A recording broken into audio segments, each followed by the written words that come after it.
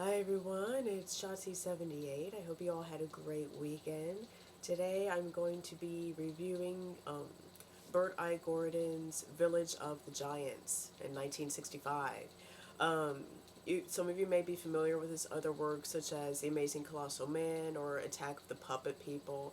Um, a lot of themes with like giant people and little tiny clothes. This one does not stray from that theme.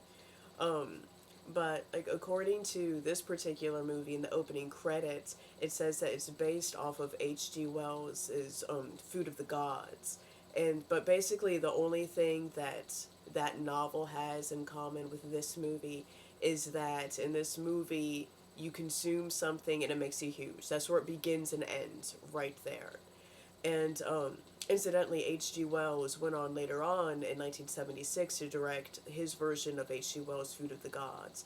But in this particular one, I think with that reference, he's just trying to make this a bit more than what it actually is. There are even like several biblical references in this movie. And but it's still, this movie is full of camp. Basically what it is teen beach movie meets teen rebels. So the premise of this movie is that you have a boy named Genius who's played by a very young Ron Howard, and he accidentally creates this goo, which they actually call goo. When you consume it, it makes you huge. And so he goes and he tells his sister's boyfriend, who's played by Tommy Kirk, about his discovery. And so then Tommy Kirk gets the idea, oh, we can like mass produce this and then we can solve world hunger. And so they give it to some ducks who become huge. Meanwhile, while this is going on, you've got this huge rain going on outside of town, creating a big mudslide, and this is where these a group of teen kind of just wild youths get stranded when their car gets stuck in the mud. And so, of course, being a 60s sort of beach-esque movie, they decide to have a dance party in the rain and the mud, and they get all dirty and everything.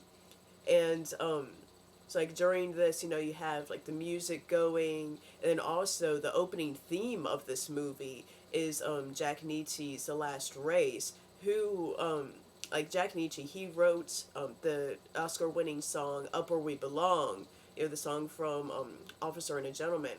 And also, this theme in this movie, Quentin Tarantino used in the movie Death Proof. So if you watch this, then you may recognize that. There's a really gritty feel with a really deep bass line leading the whole piece. And also with this, I have to say this about the movie Death Proof. This has nothing to do with this movie. That was my husband's car they demolished in that movie. Just have to put that out there.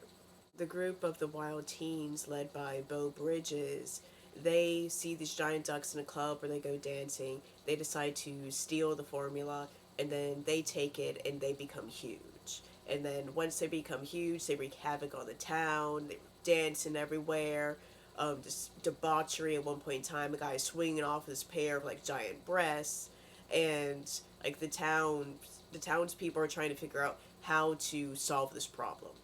For a B movie, this cast is really like kind of top Hollywood in a way, and it also has a lot of Hollywood roots because it's starring Tommy Kirk, who at the time was a very successful teen star. He was in a lot of beach movies with Annette Funicello, and he was also a former Mouseketeer. You also have Ron Howard, who was at the top of his game right now as a child star. He was a this was just a little bit after Andy Griffith's show, and he was doing a lot of movies at this time. And then you also have Beau Bridges, who is the son of Hollywood actor Lloyd Bridges, and Beau Bridges is still acting today. You also have in the supporting cast Tisha Sterling, beautiful face. She's the daughter of Hollywood actress Ann Southern, who is a big movie star in her day. You also have Kevin O'Neill, who's the brother of Ryan O'Neill, and Tim Rooney is in this, who's the son of Mickey Rooney. So, and with them, you can't miss him because he looks exactly like Mickey Rooney. It's kind of scary. And then also in this, you have Joy Harmon, who, if any of you have ever seen the movie Cool Hand Luke, she's the one who's like famed for the girl washing her car. And all of you like 80s fans out there, the song Mickey, Tony Basil is in this, and she at the time was like one of the top go-go dancers, and so she has a lot of dancing scenes in this, and she's just incredibly smooth. And this was her first movie that she ever choreographed. There wasn't much choreography in here aside from her dancing, because the rest of the dancing kind of sucks, and it's just people swinging around, like nothing spectacular. But overall, it's pretty enjoyable, very campy. If you're really into the whole like 60s kind of beach movie camp genre, then definitely check this out.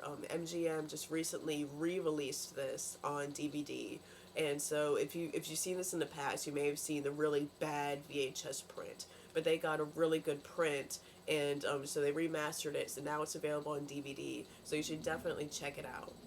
I hope you all have a good rest of the weekend and a great week coming up. Bye.